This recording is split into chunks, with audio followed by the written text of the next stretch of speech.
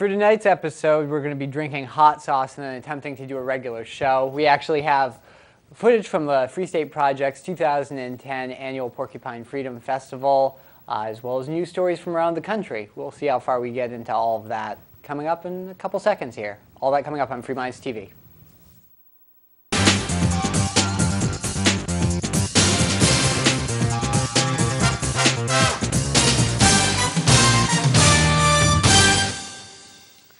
And welcome to episode 163 of Free Minds TV, where we challenge you, the viewer, to think outside the box. As always, it is Toby here with you. And Nick. All right, Nick, we promised it. We said if the viewers and the listeners out there pledged enough money for us to finally fix up our background and get some nice banners, we would drink some hot sauce right before doing the show here. And, well, people can laugh at us or try to watch how the rest of the show goes. And last week we got that goal, so we will be getting a nice new background here, thanks to the viewers. I know that you're ordering it later this week, and from there, it should be up in the next few weeks after that. So it'll make the show look real nice, help get us on more stations, spread the message of freedom and liberty to more people around the country and around the world. Now, I don't like hot sauce. I just like to say before we begin this show at all, I don't like spicy foods. I don't even like mild salsa.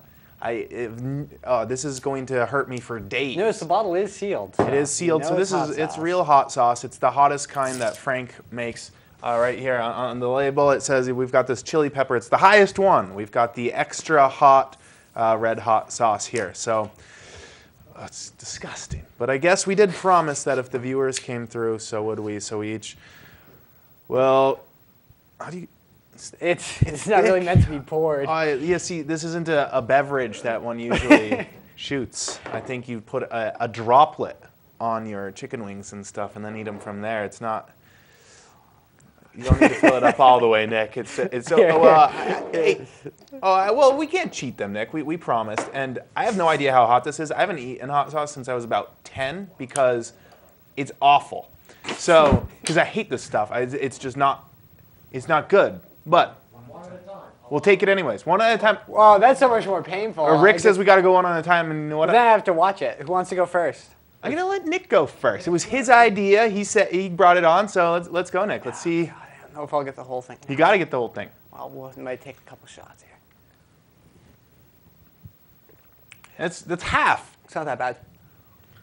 Well, there's another half a bottle there. All of it. All right. How is it? You feel good? Can you do a show? I could do a show, but you got some on your lips. That's gonna burn in a couple minutes.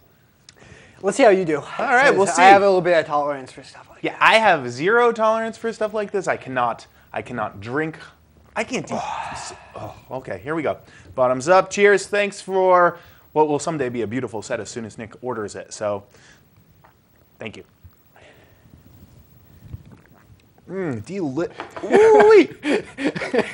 Ouch! That stuff is warm. Yeah. All right.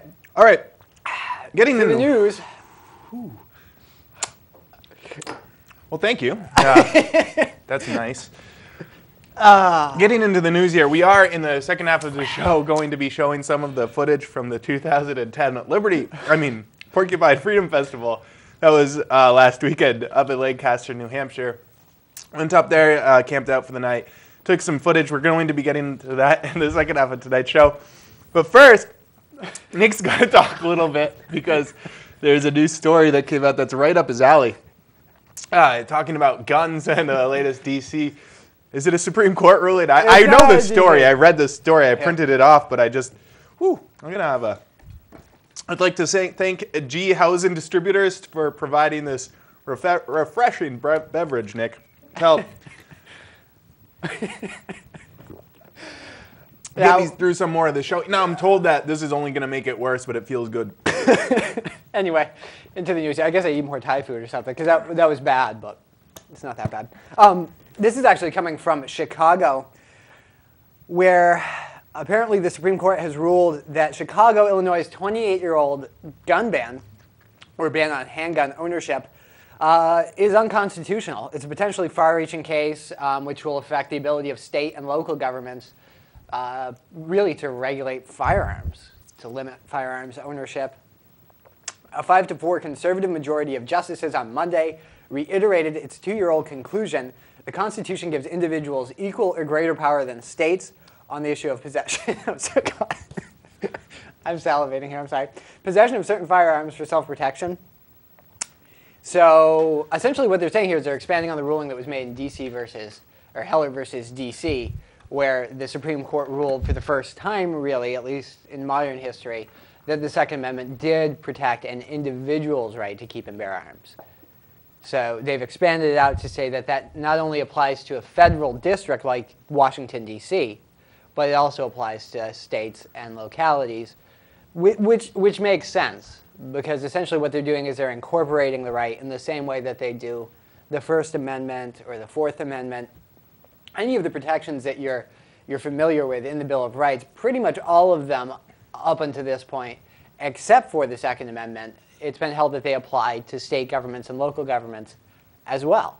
A state government cannot just ban people's right to assembly or free expression.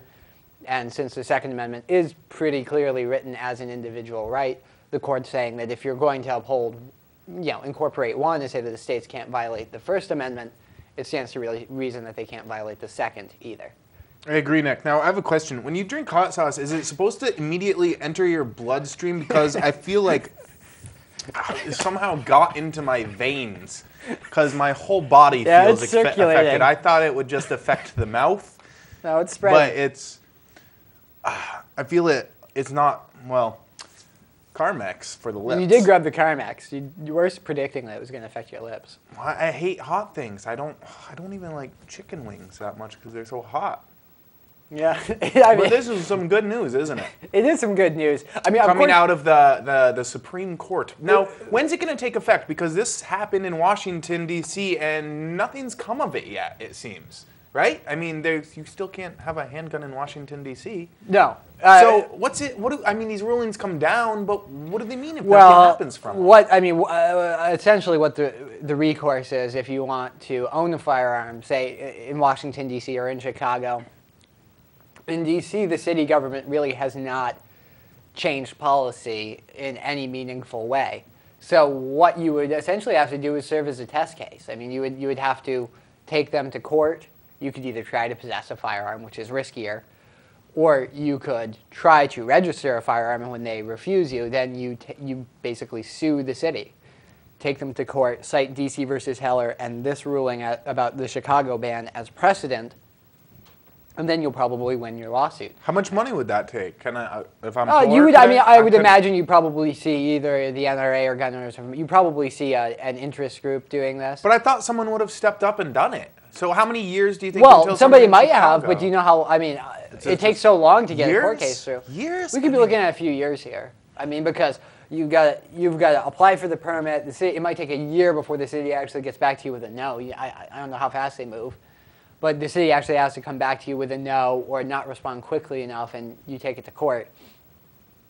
And then you have to, file a motion, wait for a court date to be granted. The city can always file for extensions, so it could take years. It could take years. I mean, the judicial system is not a quick remedy for any of these things, and we'll see. I mean, the problem with judicial review and with the courts just basically putting the power upon themselves to interpret every little detail of the Constitution is that in this case you had a 5-4 majority ruling the right way. The problem is the courts have the power. If you have a Supreme Court with a different composition, they could say the Constitution means nothing at all, and then you really have no recourse to the courts whatsoever. If that's what they want to do. I mean, they've supposedly established that power of judicial review, and if they want to make you don't look so good. Well, Nick, you asked me this is why checks and balances just haven't worked, and how we've gotten the bloated government we have, because once you do get these laws on the books, it's so nearly impossible to get them off. I mean, there are 20,000 federal gun laws on the books alone, and that's not even what we're talking about. So to take each one of those off, taking years, how many thousands of years would that be? So a checks and balance system, I mean, people say, well, if it's unconstitutional, the Supreme Court will just overrule the law. Well, number one, chances are they won't, because they don't really care about the Constitution all that much themselves. Number two, even if you have the time to take it to the Supreme Court, they're not going to accept all those cases because they wouldn't have the time in the world. There's only one Supreme Court. There's some lower level ones as well, of course, but they don't even have time to hear all the cases. And then it takes years and years to implement them with the millions of laws that are on the books that are unconstitutional. Just doesn't seem like it's going to make sense, Nick. But hey, it's at least some good news, but at the end, I'm not that confident that it's really going to make the difference. All right, Nick, we do need to move along, though. I've got another story here I want to get into about wasted money. And when the government gets their hands on the taxpayers' pocketbooks, well, they don't really care how they spend it because they're not always invested the same way a business person would be. This coming from over in the UK, in Holmesfirth, England, UPI reporting that officials in a British town spent $196,000 on a pedestrian crossing that cannot be used because they built it in the middle of a couple's driveway. Why did they do this, you ask? Well, because they're the government. The Holmesworth crossing, which includes lights that haven't been turned on since they were installed 2 years ago, was deemed too unsafe to use because pedestrians would have to stand in Angela and Robin Ray's driveway while waiting to cross the street. Robin Ray, 66, and his wife Angela, 63, got permission to install their driveway 2 months before the crossing was approved, so officials should have known about it. Now taxpayers not only had to foot the bill of $196,000 to build this pedestrian crossing, which I don't know why it costs quite that much, but I guess that's what happens when you don't have the proper incentives. But they're also going to be requiring another $45,000 to take it down. Maybe it's like one of these speed bump crossings like they have here in Keene near the college. Those are $200,000 a piece to install? God. I don't know. How much does white paint But the paint cost? it can't just be a painted. I mean, when we they got some lights, so there's a crossing thing, so there's actual stoplights there. But man, they could. But when I think about a crosswalk, maybe this is just because. Well, we're not talking about something that goes over. We're not talking something that goes over the street. But we're not talking about the painted lines either, just painted lines. I mean, we're talking about there's probably like a bump or lights. Okay, a bump and lights. That's $200,000. And well, the government's in charge of doing this. And why does it cost an additional $45,000 to remove that? Give me I don't know, half that. I'll do it for half that, Nick, and I'll still come out on top because we're talking about demolition. How much can that really cost? Well, you do have to like flag and direct traffic. Flag and direct traffic. How much is that going to cost? I don't know. I'll grant it. I mean, the point is government work. Take down a couple of lights and cover it. When the government's in charge of a project, usually the costs are a lot higher than when a business is in charge of it, and it takes a while. Yeah. Well, that's what you get for you. If you have a different opinion on this, you think the government's doing a real good job out there all around the world, let us know. We'd love to hear from you pro-government folks. Yeah, I mean, this story's coming from the UK. This is UK, but you know, there's people all over the place. Some people worship the government, Nick. They think that, well, there's two kinds of people. Some people think that the government's like God, someone to be worshipped, and the almighty, powerful American flag, and you can't say anything bad about it because that's like defaming God, and you'd go to hell for that. So you can't say anything bad as long as it's wrapped in the American flag. Those are the God people. And the other people think that government's supposed to be like mommy and daddy and give you handouts and take care of you, hold your hand when you cross the street your whole life. Those people, like, both sides of that might be defending the government in this case because they go, well, what did they knew if it was in the couple's driveway? They're just trying to do a good job, Nick. I'd like to hear from some of those people defend this action and all the other action that goes along with it. Part of the problem with government waste is that they take the money from you through taxes. Well, that's the lack of incentive. And it's also the lack of incentive because when they screw up like this, I mean, there's a news story and we here in the United States report on it, but really the officials who caused this whole waste of $250,000 when it all comes down to it means nothing to them. So we'd like to hear someone who agrees with the government officials because I know you're out there. I know you're watching. Well, I think a lot of people do to some. I think a lot of people, they might not necessarily agree with the government all the time. But they defend it. They defend it or they just don't care. They might not necessarily like it, but they don't actually do anything about it. And I think it's important to think about that because this episode is airing, depending on where you are, just before or after Independence Day. And for a lot of people, I think the holiday has basically become just the 4th of July. It's just the 4th day in the month of July that you have off for no apparent reason. And people don't really put as much thought into the holiday, into Independence Day, as they typically do for things like Memorial Day or Veterans Day. But I think it's important to remember what you're supposed supposed to be celebrating on Independence Day, which was, well, a revolution based on the fact that Americans didn't want to pay taxes. That's the whole basis of the holiday, and I think it's very, because a lot of people seem more interested with the fireworks than with what's happening in this country today and with what's happening to their freedom. So it's kind of, it's sort of a bittersweet holiday for me because, yeah, you're remembering a time when Americans stood up and really took the greatest leap forward for liberty that the world had seen up until that point. But when you look around you at what's happening today, most Americans don't think about freedom and liberty or the nature of government. They really don't. Or at They're least more not interested in fireworks and hot dogs and hamburgers. Not in the same way the Founding Fathers did, at least. I mean, they're not. Most people don't give Liberty a and thought at freedom all. don't mean the same thing. I mean, the Right. words have been muddled. They've been blurred out. I mean, it just doesn't mean the same thing it did 250 years ago.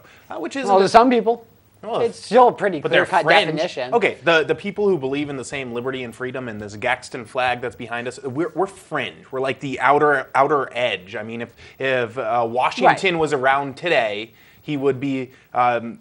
People wouldn't even listen to him because his ideas would be considered radical. He'd be considered His ideas a were radical. homegrown terrorist by the FBI. But I think it's important to point out that a lot of the ideas, if you read the Declaration of Independence, which I would recommend to people around this time of year, especially if you're a young person, somebody who's never actually read the whole thing, not just the first couple lines, but the whole thing. A lot of those ideas are still very radical today. They were extremely radical for their time, but they're still radical today. Because what Jefferson said in the Declaration of Independence was that he made the assertion that governments exist, rightfully, to protect the rights of individuals, and whenever any government starts violating the rights that it was created to protect, that the people have the right, and most of the founding generation would have said the duty, to alter, which means change and fix it, or abolish it. Yeah. That's still very controversial today. Oh, Nick, I think it's more controversial today than it was than it was back then. How many people would agree that I think back then they had, what, a third of the citizenry were supporting this? That's what now, a lot of what is historians it, say. 5-10%? Yeah, I mean, so you're looking at these ideas the Founding Fathers put out there are more radical today than they were around the time of the Revolution. I mean, we're talking about a revolution against a government that would seem teeny compared to what we have today. In terms of the tax burden, I mean, compared to what the Founding Fathers were revolting against, that would be considered a small government, a step forward towards more freedom compared to what the federal government and state and local governments it's important to remember today. that it's not like they were being crushed under this tyranny, because I think a lot of people they sort of take the cartoony version of the history and they think of King George as this really tyrannical ruler who was crushing the colonists. Well, he was certainly loony, and he was a monarch in a way that we don't really have monarchs in the developed world today. But it's important to remember that, number one, they were English colonists. They considered themselves countrymen with the English. That was the freest society in the world at the time. They had representation, they had a say in the taxes. The monarchy was limited, and there were certain rights. Even back then, you had a right to a jury trial, which was, arguably, the English had the freest society in the world at the time. And the American colonists, they revolted over paying a tiny fraction. Percentage-wise, they paid just a small percentage of what people in the mother country were paying. And a lot of the taxes they were paying were to pay for the defense of the American colonies. Right. So, I mean, they were pretty radical in their day and age, and a lot of those ideas are pretty radical. I wish more people would give them some thought, because it seems like those ideas kind of came into vogue for about 50 years, and then they just sort of went away again. Yeah.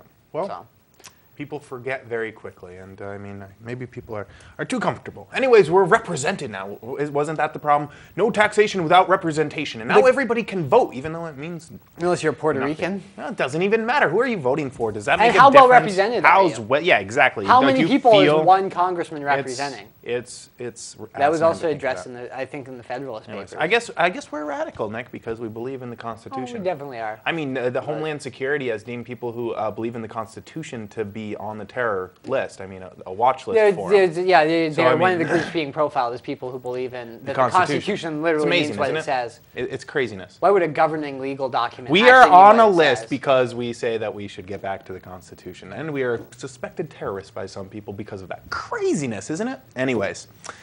Wow. What are you going to do? Well, we did have another story I wanted to get into about Panera Bread, and they're giving pretty much a pay what you want type system that they're starting up, and it's actually really working. But you also did report on that on the last episode of Free Minds Radio, so check out that episode. I think it's the one from the 27th of June, if you want to check out that story. But instead, we do need to get into this footage of Porcupine Freedom Festival 2010. It happened last week up in Lancaster, New Hampshire at Rogers Campground and Motel. I was up there. I got a little bit of footage, but I really wanted to immerse myself in some of the stuff that was going on there too. So I didn't get as much footage as we have in past years. Nick had to work, so he wasn't there. So take it as you will. I mean, we've had huge episodes at PorcFest before, so this year is a little bit cut back from normal. But anyways, here it is, this week's coverage, or this year's coverage of PorcFest 2010. Until next week, it's been Toby here with you. And Nick. Have a good one. Spicy. We are in Lancaster, New Hampshire at PorcFest 2010, the annual gathering of the Porcupine Freedom Festival and the Free State Project, where people from all around the country, all around the world, all around New Hampshire are coming here to camp out, have a great time, visit some events, and just socialize with people who enjoy liberty and smaller government. Now, Nick's not here today. He decided to go work instead. So we're going to make this short, kind of informal, not like some of the other coverages we've done of PorcFest. But I feel that that's okay, because as we've been walking around today, we've already seen media everywhere covering this event. When we first started covering the event a few years ago, we were pretty much the only media out here, it seemed, but now there seem to be tens and dozens of different organizations out here videotaping, doing radio shows, all sorts of stuff to promote the project. As you can see, it's a beautiful area out here. There's rolling hills, as well as all sorts of speakers going on, stuff for people to do, lots of young people here, more young people than in the past. But let's go around, visit some of the events, talk to some of the people, and see what's up. But I did just want to let people know that this is going to be a little less formal than some of our other events in the past, where we actually did full shows here. Now I just want to give a little bit of flavor and then actually enjoy the time ourselves, because that's what it's about. It's a camping trip. It goes on all week long. We're here on Saturday, the culmination of events, and then things wrap up tomorrow morning. But just wanted to give people a taste of what's going on here. Let's check it out. We're here with Ron, who has some pretty awesome alternative currency ideas. I mean, we've talked a lot about how the dollar is pretty much going to nowhere right now. You're losing money with it, and so people have been talking about alternative currencies all the time, of what can you easily carry in your wallet that people accept, and this is actually some of the one of the cooler ideas I've seen thus far. Now, what do we have here, Ron? This is Shire silver. It's the precious metal embedded in a card. It's the size, shape, and thickness of a regular credit card. This one is a 1 gram silver piece. You can see the actual metal in there. You can easily burn the plastic away or cut it out and measure and validate the metal yourself. We don't even need any kind of counterfeit countermeasures because it's so simple to check. The 1 gram silver card goes for about $1, and the 5 gram silver card is about $5. The 0.1 gram gold card is $6, and the 0.5 gram gold card is $30. So if people aren't at PorcFest, how can they get their hands on some of these? Well, as soon as PorcFest is over, I'm going to be setting up the shopping cart at shiresilver.com, so people will be able to order more online, and I'll be mailing them out. As we can see, there's a variety of different alternative types of transportation. This one's one that we've been watching drive around almost silently, almost like a golf cart run by solar power. It's pretty amazing. Hey baby, you want to ride?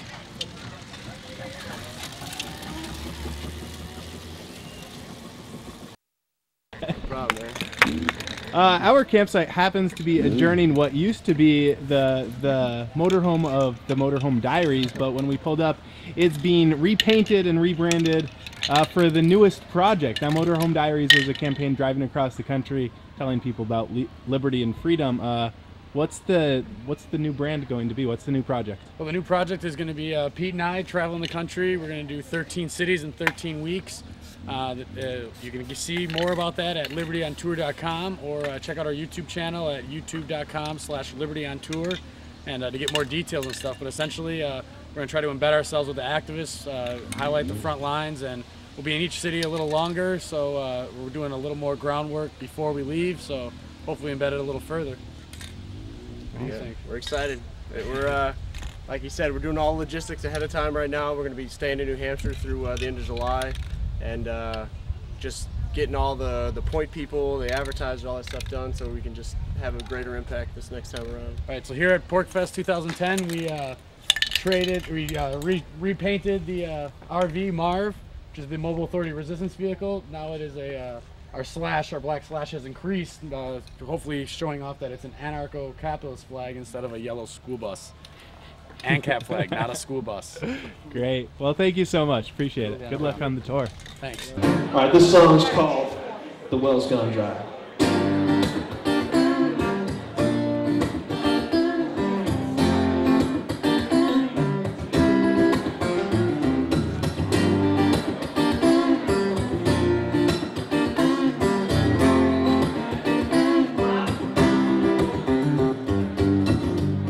Another soul lays dead, 50 caliber holes, pours in my lid. Another day's sunset on the land of God, oh God and death.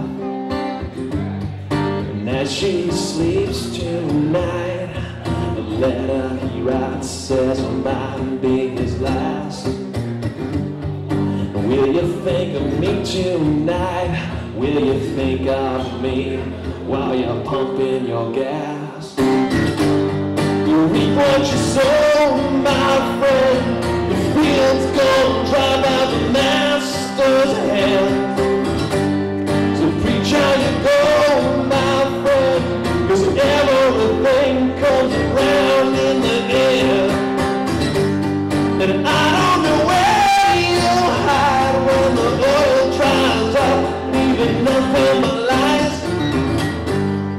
Now I know why she cries when the world's messed up and the well's gone dry.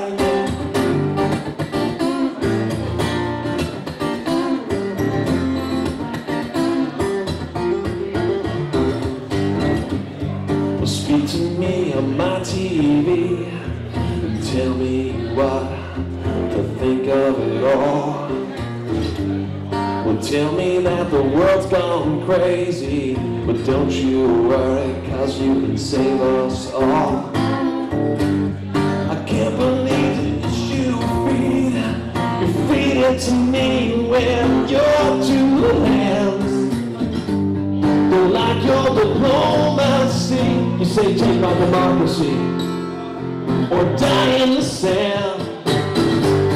You reap what you sow, my